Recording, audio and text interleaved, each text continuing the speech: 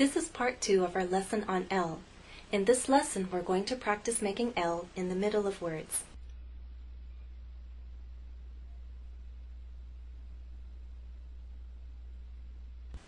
Let's begin by reviewing how we make the L sound in general. I told you in our first lesson that the most important thing is the position of our tongue. The tip of your tongue needs to touch the hard bump behind your upper front teeth. In a drawing, it looked like this: upper front teeth, lower front teeth.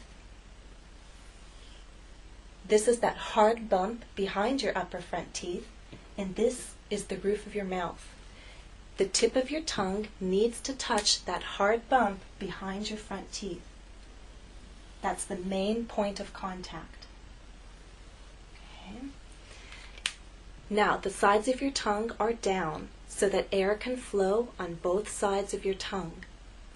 Your lips are gently rounded, and you need to use your voice. When L is followed by another sound, a vowel sound, you need to drop your tongue and let it flow in to the next sound.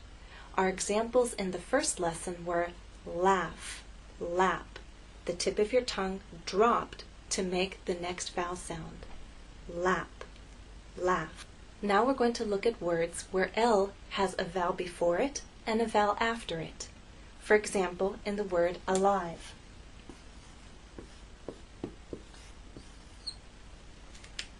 So you have two vowel sounds, one before and one after. You say a for alive, make the L with the tip of your tongue against the bump. And as you move into I've, you need to drop your tongue and make the full I sound. Alive, alive. Let's try similar words.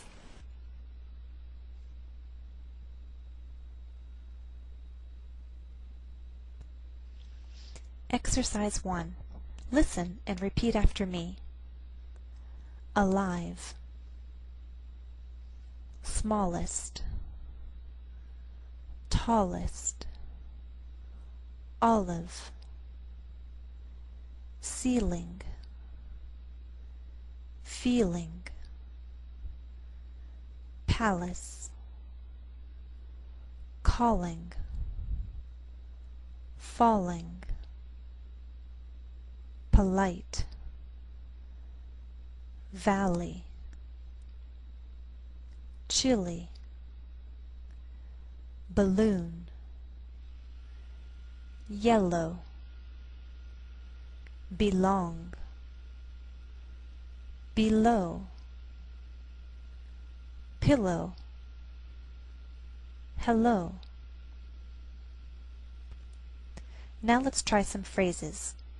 Listen and repeat after me. A yellow balloon. The smallest olive. The tallest elephant. The valley below. Ceilings in the palace. A yellow pillow. The smallest belly. Feeling alive. Smelling olives. A polite hello. Now let's practice L when it's followed by a consonant. For example, in the word old, old. The important thing here is to keep the tip of your tongue pressed against the bump behind your upper front teeth. Old, old. It only comes away when you have to pronounce the D.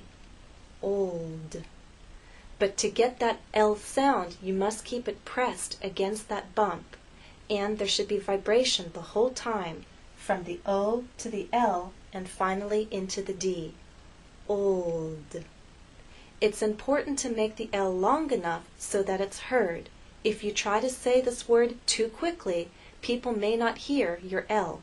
So take the time to keep the tongue pressed against the bump and really give sound with your voice. Old. Again, this is practice. Sometimes it's best to exaggerate so that you can teach your mouth how to work in the way that's needed. Sometimes this is a way that's not done in your native language. That's why we need to exaggerate. In time, it will feel more natural. We'll also see L followed by a consonant in words like this, mailman. Now, mailman actually has two syllables, mailman. We can divide it right there, mailman. So L is followed by a consonant, but really it's the end of a syllable. The same thing happens here.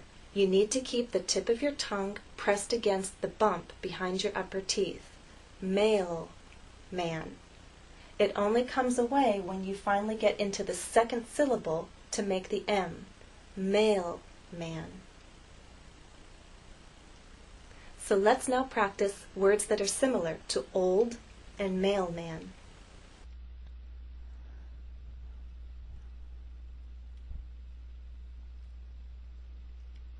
Exercise 3.